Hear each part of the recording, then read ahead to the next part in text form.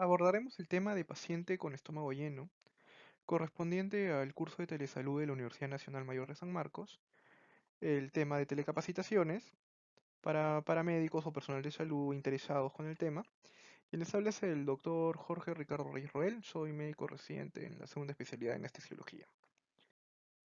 La agenda del día de hoy va a ser una breve introducción, factores de riesgo, medidas farmacológicas, cuándo colocamos una sonda nasogástrica, manejo en sí del paciente con el estómago lleno, síndrome de Mendelssohn, algunos parámetros ecográficos de evaluación de volumen gástrico y algunas pautas de ayuno. Entonces, el paciente con estómago lleno está definido como es un paciente que ha ingerido alimentos recientemente o padecen de alguna una afección, sea farmacológica, metabólica, anatómica u hormonal, que vayan a dificultar el vaciado gástrico. Entonces, el mayor riesgo que tenemos nosotros de generar una aspiración es durante la fase de la anestesia, ¿no?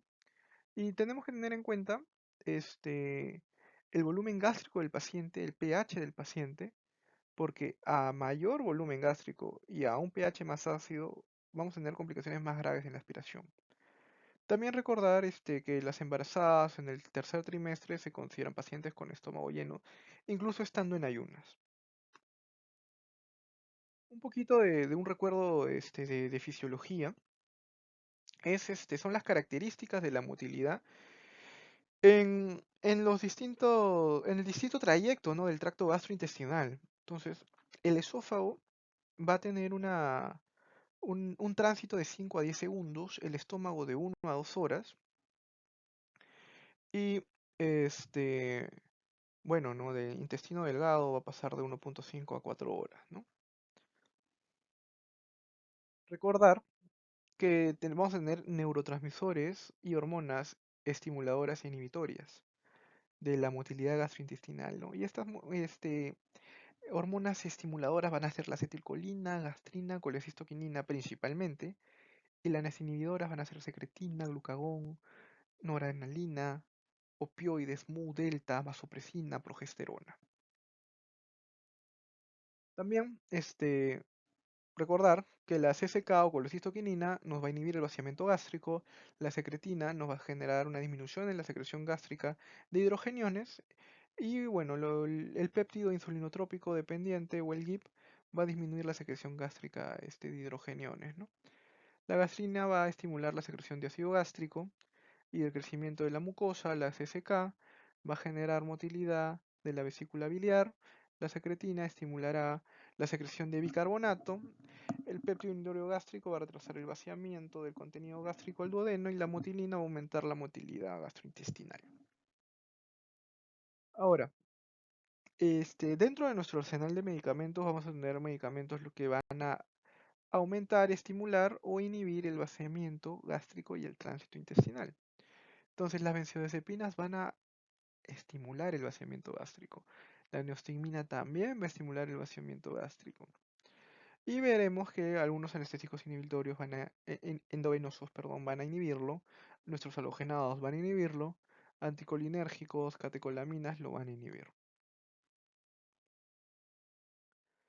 Ahora, ¿qué drogas o qué medicamentos van a aumentar o disminuir el tono del esfínter esofágico inferior?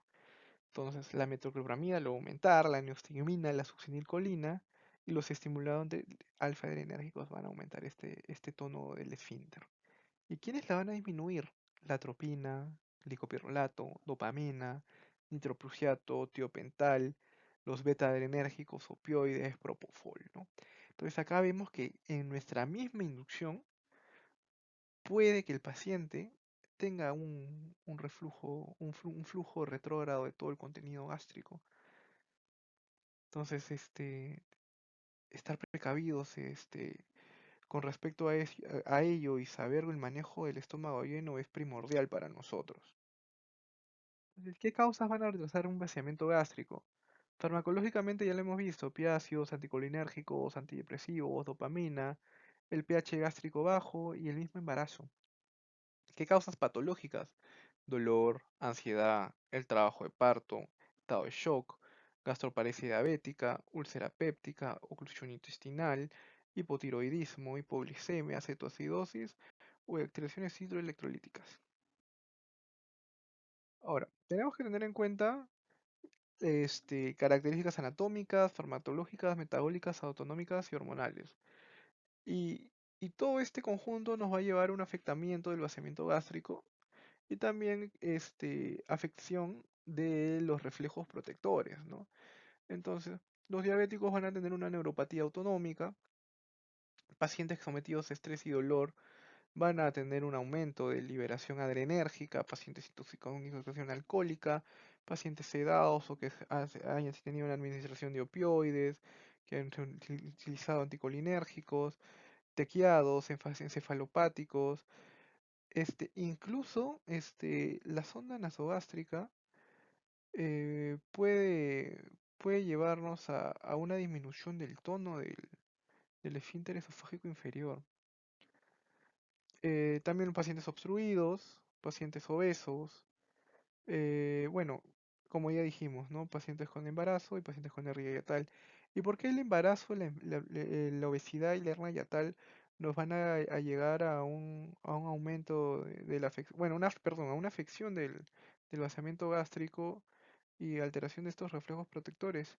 Lo que va a pasar es de que al haber un mayor volumen a nivel abdominal, va a haber un desplazamiento cefálico en la unión gastroesofágica y se va a perder el tono del esfínter esofágico inferior.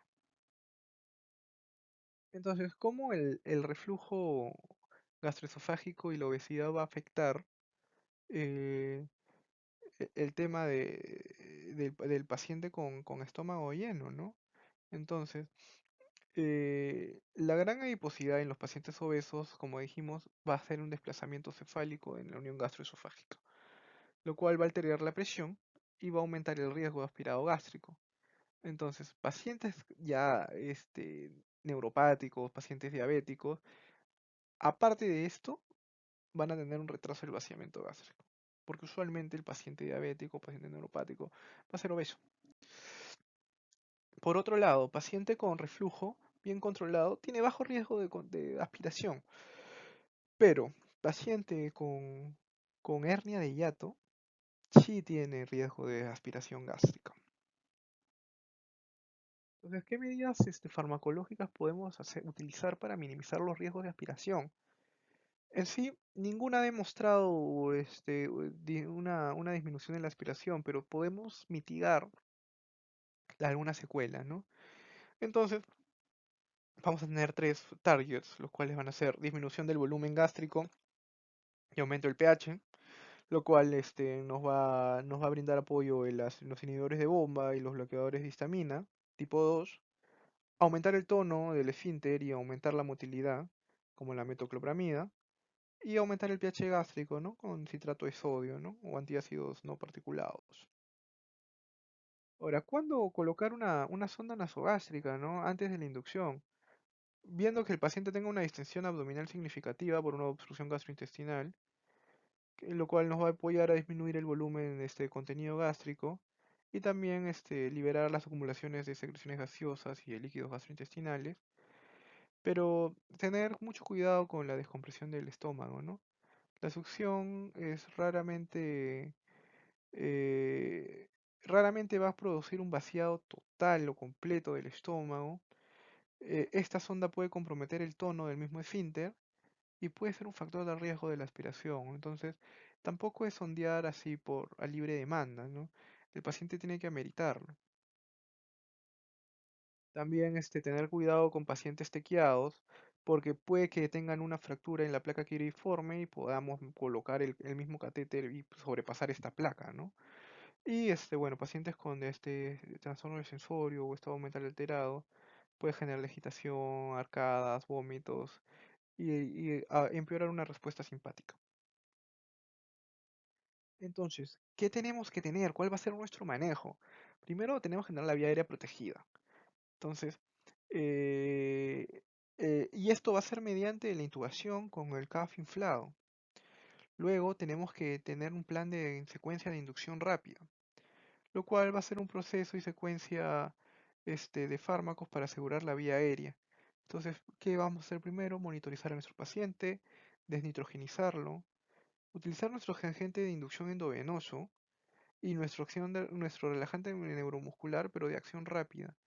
Entonces vamos a tener este, nuestros agentes despolarizantes y no despolarizantes a la cabeza, la succinilcolina en los despolarizantes, lo cual vamos a hacer de 1 a 1.5 miligramos por kilo, teniendo en cuenta que el paciente no debe tener antecedente de hipertermia maligna y tampoco tenemos que tener hipercalemia, ¿no? Porque podemos agraviarla por las desfasciculaciones que vamos a, perdón, las fasciculaciones que vamos a generar. Por otro lado, el rocuronio y el becuronio, duplicar la dosis de inducción. Entonces, rocuronio a 1 a 1.2 miligramos por kilo y el beco a 0.3 miligramos por kilo nos va a permitir una intubación en menos de 90 segundos. Ahora, ¿tenemos que realizar una presión cricoidea? Sí. ¿Está comprobado que haya mejora? No. Pero de que nos pueda servir en algo, puede servirnos en algo. Entonces, la presión cricoidea o maniobra de Selig va a ser antes, durante y después del procedimiento, que va a consistir en la compresión del esófago por el anillo posterior cartilaginoso del cricoides y tenemos que realizarlo desde antes de la laringoscopia, ¿no? Y no realizar presión positiva en estos pacientes. Recordar que la presión del esfínter esofágico inferior ondula entre los 15 a 18 centímetros de agua, entonces evitar realizar presiones positivas o presiones pico mayores a este rango este, va a ser lo idóneo, ¿no?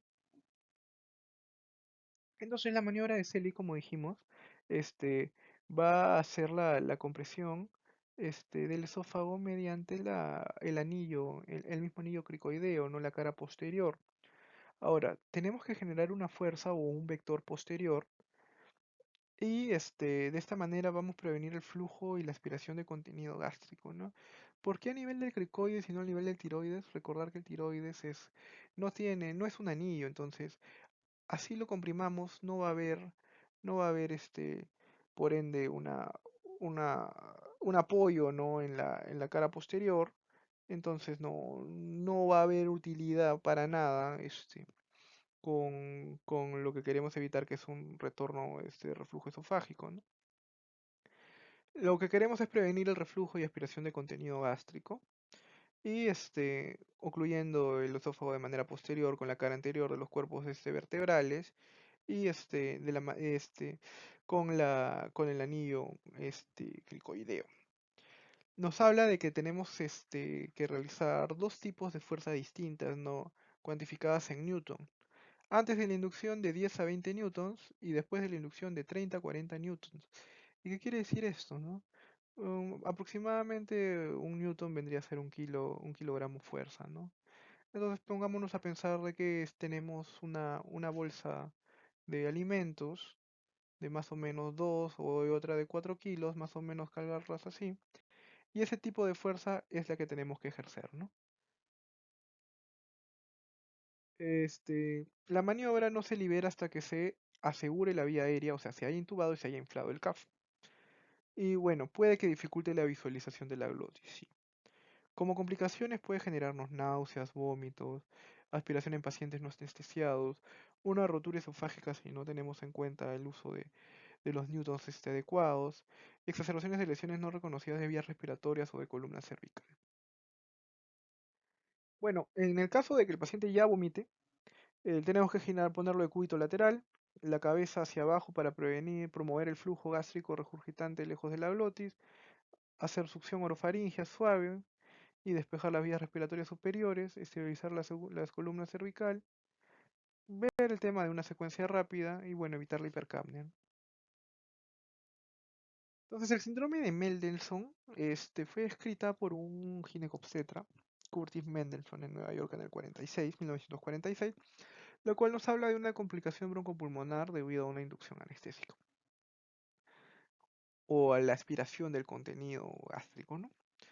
Entonces va a haber curso bifásico, una fase temprana y luego una fase relativamente tardía, La temprana es de 1 a 2 horas y luego la, entre comillas, tardía de 4 a 6 horas, donde ya hay un infiltrado de neutrófilos, ¿no? Entonces esto se va a caracterizar por hipoxia, disnea y cianosis, y va a haber una aspiración masiva, ¿no? Con inestabilidad hemodinámica. Bueno, si es que hay una expresión masiva, va a haber una inestabilidad hemodinámica, síndrome de estrés respiratorio, falla orgánica multisistémica, ¿no? Por ende es una neumonitis química, edemia, teglitaxia y hemorragia pulmonar. Y algunos tips, ¿no? De evaluación de volumen gástrico mediante ecografía, ¿no? Con un transductor convexo podemos evaluar al paciente de cúbito supino, ver en un plano sagital el epigastrio, hacemos un barrido lateral hacia subcostal, identificamos el antro y ponemos de cúbito lateral derecho al paciente. Lo que vamos a ver en nuestro primer barrido va a ser el hígado, el antro, el páncreas, la aorta y la arteria mesentérica superior. Y vamos a ver las distintas capas del antro gástrico, ¿no? Nuestro target va a ser el antro. La imagen tiene que estar encima de la aorta, después, bueno, con nuestras ya relaciones anatómicas ya reconocidas, ¿no? El hígado, el páncreas, parte del recto. Entonces, una vez ya identificado el target, que es el antro, vamos a hacer una sección transversal a nivel de la aorta, obtener una imagen fija de este antro en reposo y medir el contenido o el área transversal del antro. Con este área transversal del antro, que incluye espesor de pared, volumen total, este, vamos a tener distintos tipos de fórmulas, ¿no? Y una de estas fórmulas nos va a dar la cantidad de mililitros aproximada, ¿no? Ahí vemos que la cantidad de volumen es 27 más la multiplicación del total de anto gástrico por 14.6 y menos la edad por 1.28, ¿no? Esta fórmula es validada para pacientes no obesos y pacientes no embarazadas, pero obesos hasta 40 kilogramos metro cúbico de índice de masa corporal y predice con precisión volúmenes gástricos de 0 a 500, ¿no? Ahora, vamos a ver los distintos tipos de capas, ¿no? La serosa, la muscular propia, la submucosa, la muscular y la interfase aire-mucosa. Y van a tener distintos grados de cogenicidad. Entonces, no necesariamente tenemos que llegar a la fórmula, pero sí vamos a ver las características del contenido que hay, ¿no? O sea, si es que no hay contenido gástrico, vamos a ver una gruesa pared. Y vamos a ver el antro como un ojo de buey, o plano o colapsado.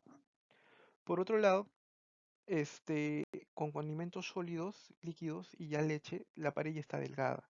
Va a estar redondo y distendido. Y bueno, si tenemos sólido, vamos a ver heterogenicidad, líquido, hipogenicidad y leche o suspensiones hipoecogenicidad.